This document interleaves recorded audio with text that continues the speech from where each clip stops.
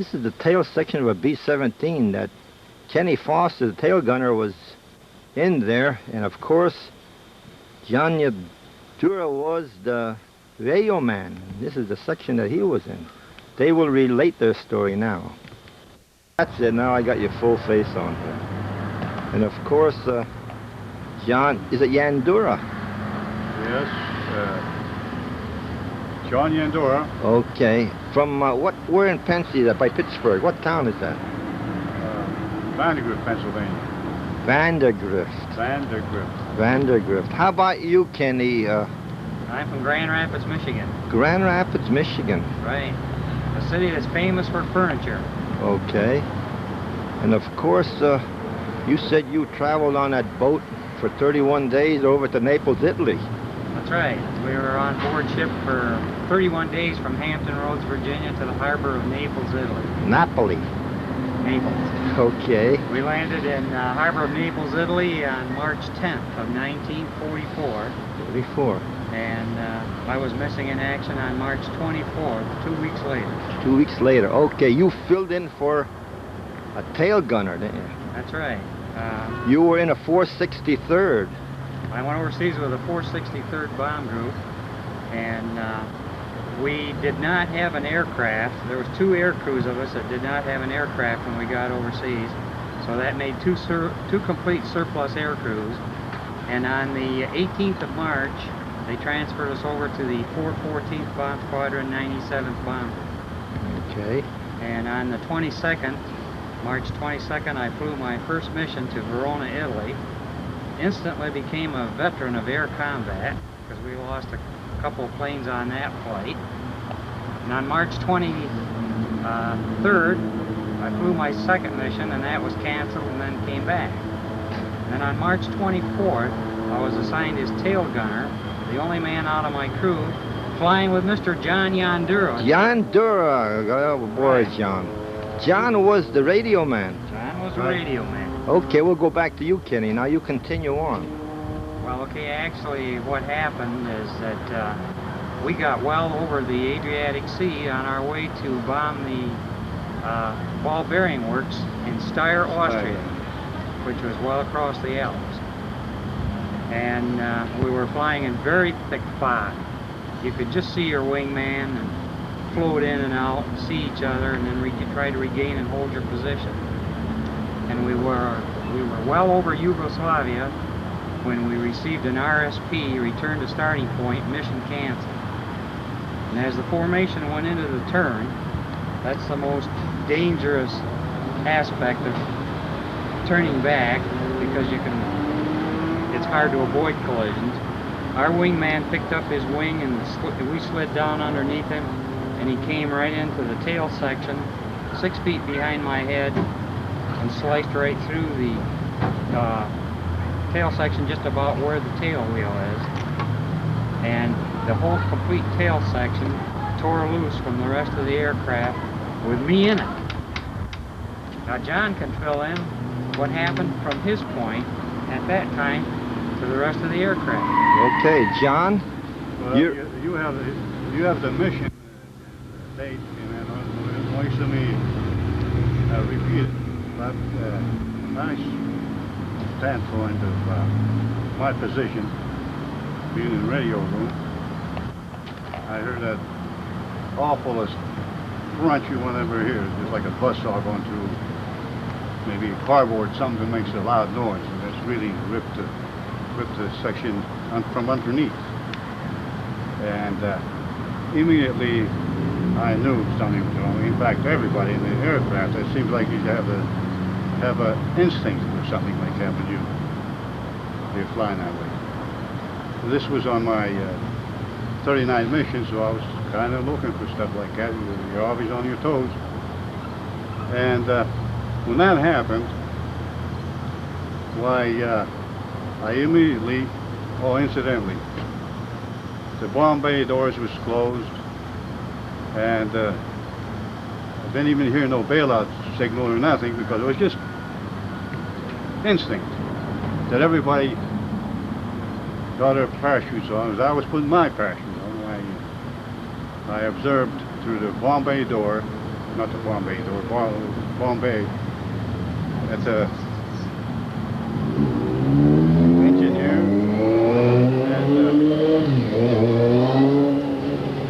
he tried to jettison the bombs, salvo the bombs. And I was opening the bomb bay doors, they escaped through there.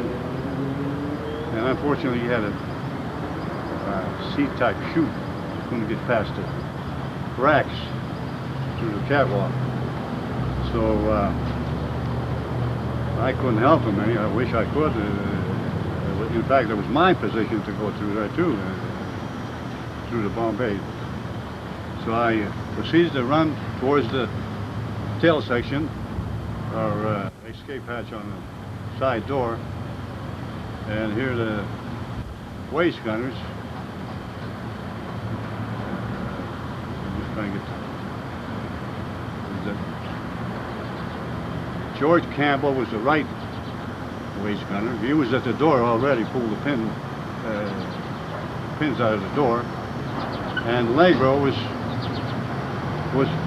going behind him. So I told him to shove against George so we can get that door out because it was actually jammed shut and twisted. So he got behind him, tried to push that door out, still couldn't. So I got beside, all three of us went against that door and finally let loose, and George went out with it first,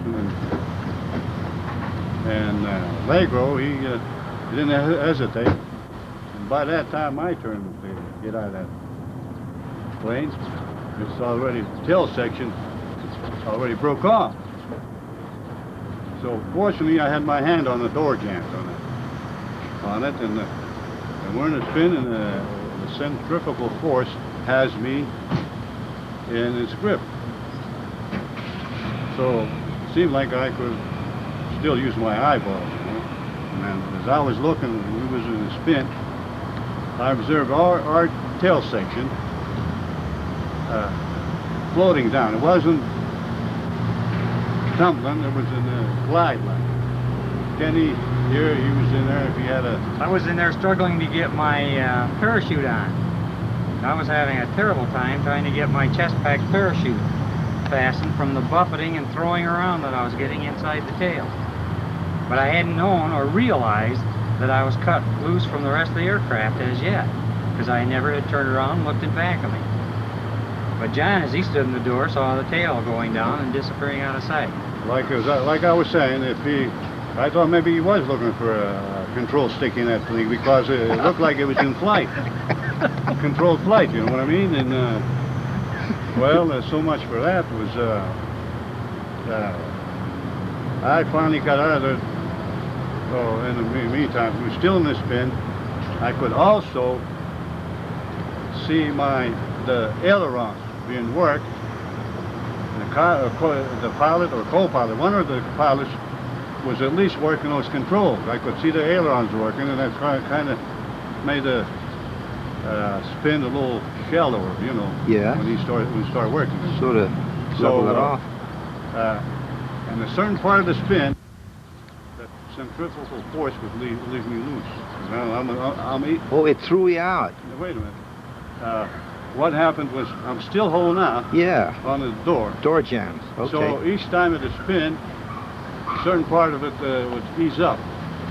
So I'd pull on myself in. And I got up to the shoulder here, and what happened was either the slipstream pulled me out, or maybe I was far enough out that he stumbled out or something, a certain part of the spin or something. But anyhow, that was an experience. After getting out, I got out there. Oh, the control cables were all cut. They were whipping around my face and all that. Mm-hmm. That stuff on the face a little bit. And after I got out, then you decide what you're going to do about it. well, anyhow, after tumbling, you debate on your oxygen intake. It was up. Yeah. So you kind of try to get down low to get some oxygen.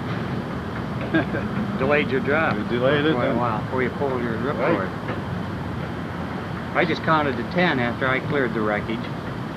I finally managed to get my parachute snapped on, and I still hadn't turned around. I pulled the escape hatch handle of my small escape hatch door back there in the tail section, and the door never went off. I couldn't get it out. And it was then that I turned around to my right to crawl up past the tail wheel and bail out the waistgunner's door when I finally discovered that I was flying in the tail all by myself. Oh my goodness. There was nothing but jagged metal and just pieces of metal flapping there where the rest of the B-17 had been. I just grabbed a hold of a bulkhead with my right hand and pulled myself out over the edge, and I just seemed to catapult right out into the air. I just counted to 10 so I could clear the wreckage and get down out of altitude. I figured I fell between 9,000 and 10,000 feet in the tail. And when my chute finally opened, I could see John Yandura's parachute at least about 7,000 to 8,000 feet down below me. So he had delayed his drop a considerable distance before he pulled the ripcord. And how Well, about... that was actually, as far as I know, the last one out of the plane. That was the first one on the ground. But I couldn't see no other chutes. But coming back to, since you want to know how... The rest of the crew remained in the plane. We're going to get... the experience I'm talking about is how a person goes through his experience getting out of aircraft. Yeah. Like in my case, when I finally got loose of the aircraft, I decided to debate with myself when should I pull the ripcord. Because of the delay, I also was worried about maybe might hit the aircraft the way it was spinning around or something, so you had to get away from it. But mostly it was a breathable air, so I sort of debated with myself. Should I pull the ripcord now? No, not now. Now? Not now. Oh. So I kept it up maybe 3-4 times like Yeah. that. And finally I said to myself, well, it's about time, you know. So Well, I pulled, I was, incidentally, I wasn't tumbling anymore. I was gliding like these skydivers do nowadays, you know, they control their glide. But I was going backwards, back towards the ground. So when I pulled the ripcord up, shot up there, and I thought I was going to break my hip, because I forgot to, you know, that's my fault for not buckling the harness on the right side, because yeah. at that time, I don't smoke cigarettes now, but I did smoke at that time. Mm-hmm. Being a radio, I kept my Cool. cigarettes and a lighter on the desk, and it used to vibrate off, and so at least I put them in the pocket, you know, cigarettes. Yeah. And I forgot to buckle the harness. Okay, right. So that's the reason that it was unbuckled. Yeah. But when that finally took hold, why, I thought I was going to go through the harness. Mm-hmm. But that's beside the One point. side of it fastened. Yeah. One complete side was on Right. fastened. Now, John, how about the rest of the crew? Wait, one more. Okay. We were, well, when I looked up, that was another thing. There was 3 holes in the parachute. L-shaped cut. Oh, you had 3 holes in your parachute? Yeah. Oh my goodness. So that was an experience just to think about. Whoever the packed hole. that chute? Well, Nobody ever knows. well, regardless. So that's. Yeah. And then, well, on the way down, why, I observed. I seen our aircraft in a spin, crashed below the mountain. We had incendiary bombs on it. And you know what incendiaries do. Yeah.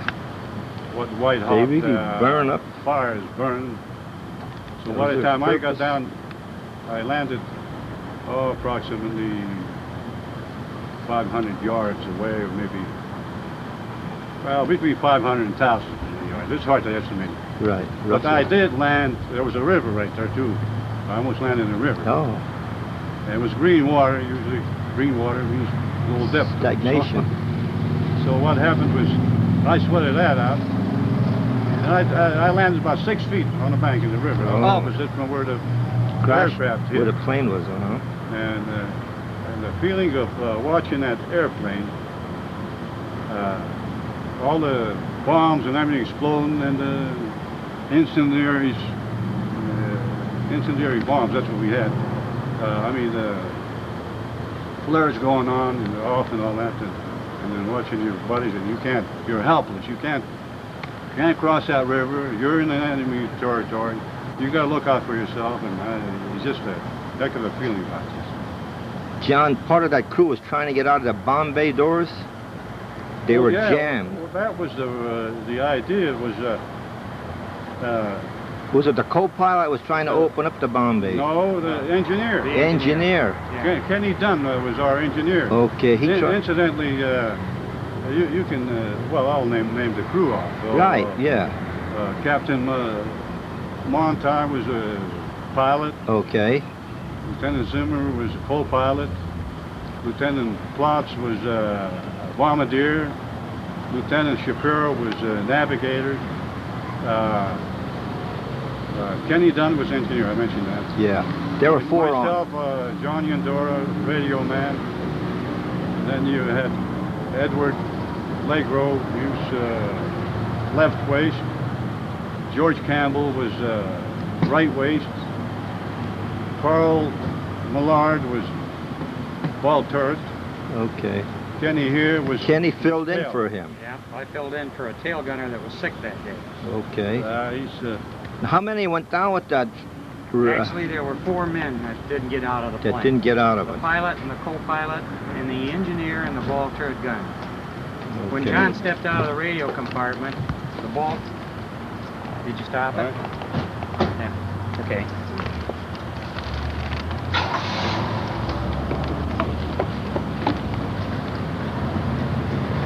Okay to continue? You're on. Okay.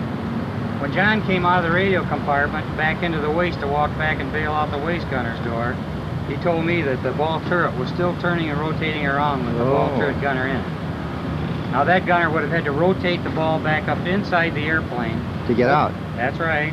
Open the hatch, get up on the inside of the airplane, get his parachute, and walk back to the waist gunner's door. He was trying to get out. He was trying to index that ball to get up out of it. That's right. And his name was Carl Millard. He was on his 48th or 49th mission, John. Where was he from? What state was he from? Do you know? Texas. He was in Texas. He was a Now, how about the crew? Where were the captain from? The pilot and co-pilot? Did you know, John? That was the first mission I flew with him. And, oh, I see. Yeah. We were a mixed-up Didn't crew. get. Yeah. Okay. I think he was from New York, but I can't say that positively. You just keep on talking. I'll look it up. Okay. Now, how did you? Wait a minute. And yes. So now, in a matter of a couple of weeks, you made a couple missions. You were shot down. Well, we went down in a mid-air collision. It was a mid-air collision, put Right. it that way, right? And of course, then you had returned to the States. Okay, what happened was that we landed right in the hands of Marshal Tito's Yugoslav partisan guerrilla fight. Right, okay. We thought we were well over German-occupied territory and would be captured. Okay. But actually what happened, John and I both landed probably within a mile of each other because within an hour the partisan troops brought John down to an area where I had been picked up. Oh, I see. And we didn't realize it at the time, but we jumped right into an area where the partisans were actively engaged with fighting a German division. Oh, that was a... Very, very close to German lines. In Uh-huh. fact, just a few minutes more flying time and we would have probably been picked up by Germans, but rather than the Yugoslav partisans. Uh-huh. And they were very careful in identifying us. When I landed on the ground, there was a ring of about 20 of them standing on a hillside with machine guns and automatic pistols and rifles all aimed at me. My goodness.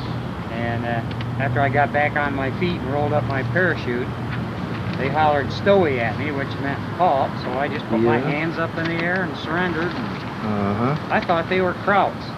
Yeah, gee, they would have... But they come up and asked me if I was Engleski or Amerikanski. Oh, yeah. And, English or American now? I told them I was an American. Mm-hmm. Then they pointed to the little red star on their hat, which identified them as Yugoslav partisans. Partisans. Started giving me the Communist Party salute. Oh.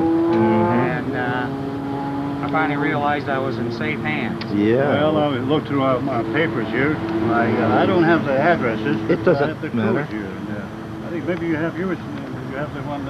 Yeah, there was an See if you address can look made. up. I don't have it with me. It's, Well, that's okay. That's We got here. if I'll give you the complete names. I'll just give you first Okay. and last names. I'll give Right. you the complete names now.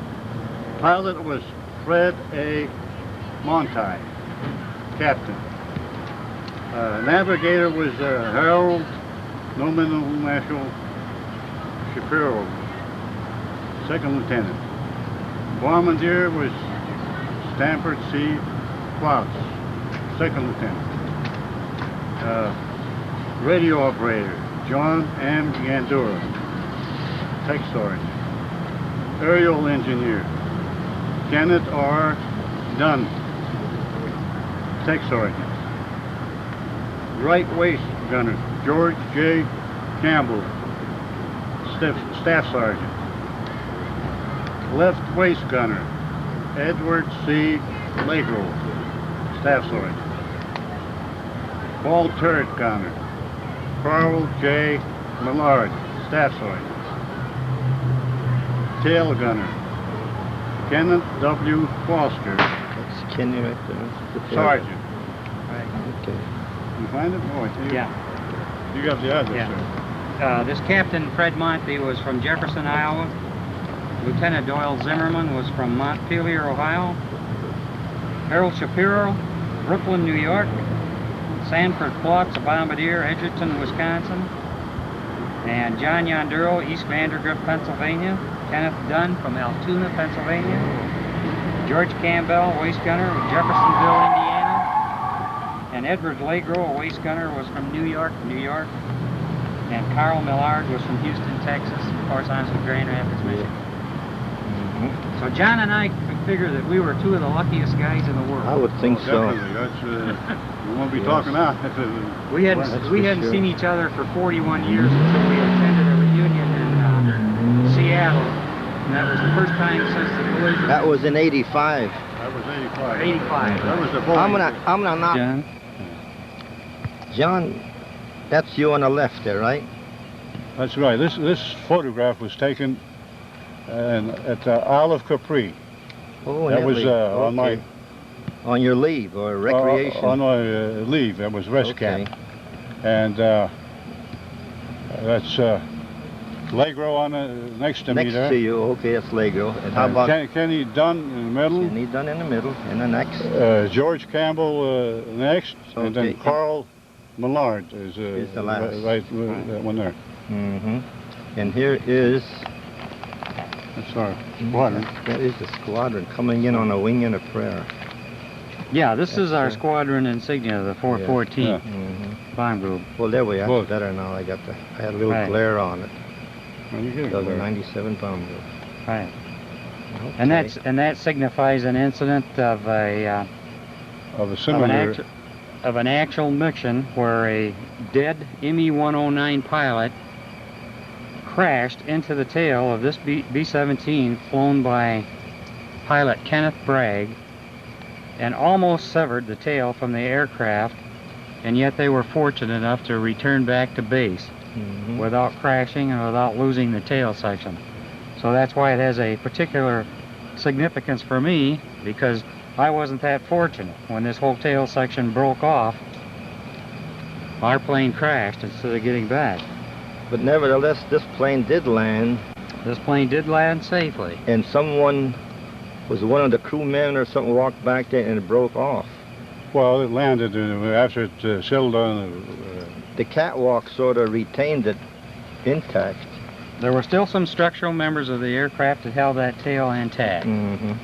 In fact, at this reunion that we're having this week, the radio operator that was on this crew and was fortunate enough to come back and land with that beat-up tail section is here with us today. What's his name? Paul, Well, we'll get to Yeah. him then. I got his signature right here in my book. Well, this is me, John Yandura. That was when I was what you call a pee-pee kid. Was that in gunnery school, John? That was good old gunner, you can see that. 19 years old, John? Approximately. Yeah, okay. And the lower picture is taken at Earl Carroll's in Hollywood. If you know where that's at, it was a nightclub and... Celebrity gathering there, or association, or whatever, society? No, this was during the war, yeah. This was approximately, this picture might have been taken in 45, I imagine.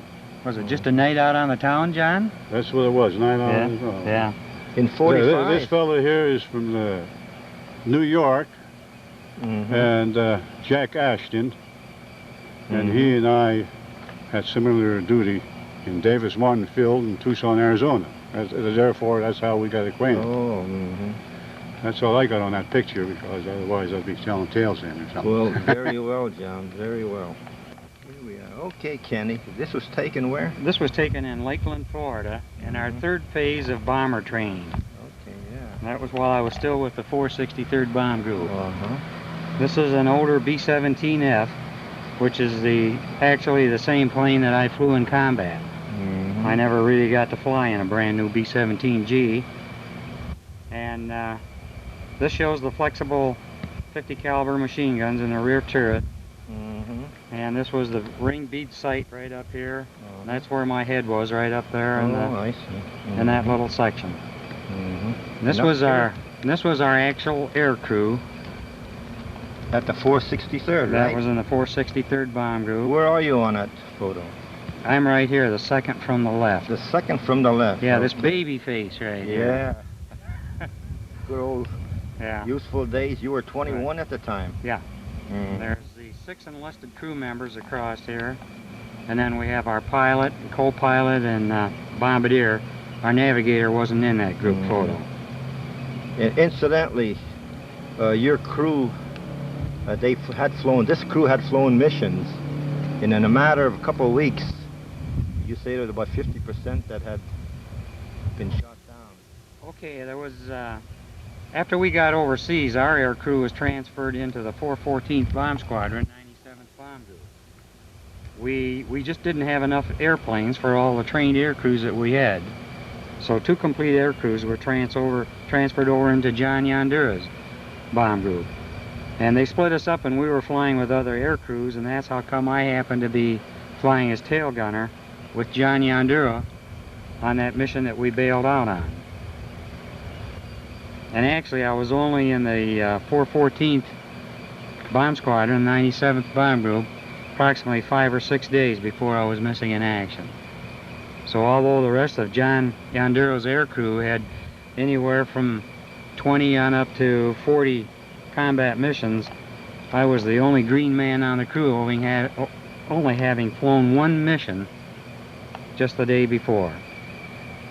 Here's another photograph of John Yandura and I at our first meeting after 41 years in the reunion at Seattle. And this is another shot of our air crew in Lakeland, Florida. This is Herb Foreman, Ken Foster, Kenneth Manley, the radio operator, and Dallas, the co-pilot.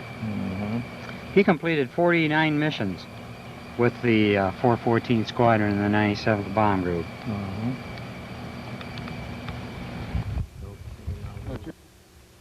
Okay, I thought it was a pretty miraculous escape that occurred to me, and being able to actually be cut off into the tail of a B-17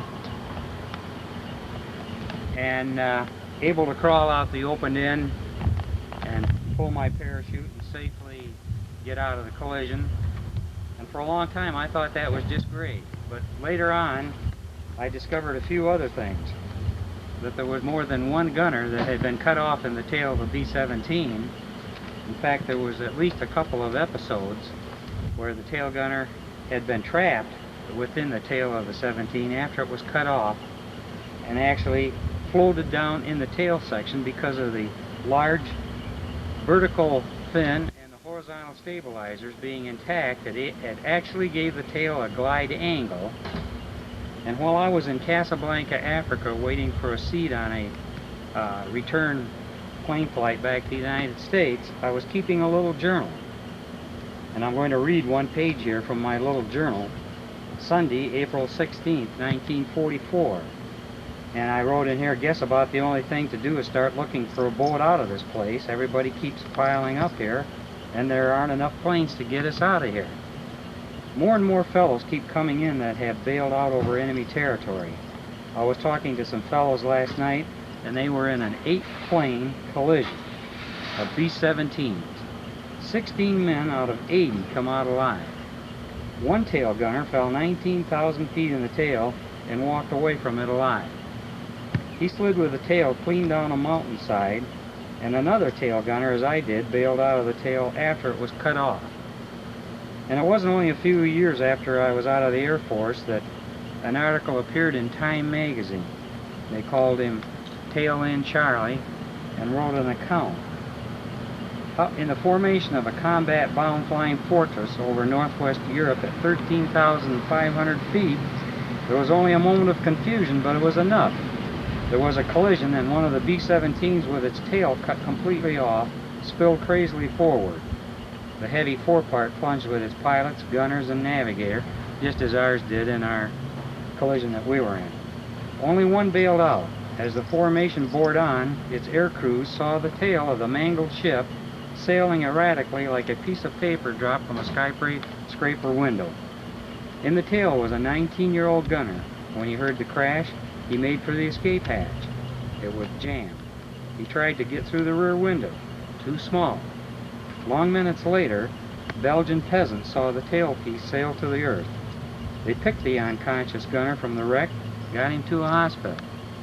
There last week, after 8 days of unconsciousness, the young gunner revived.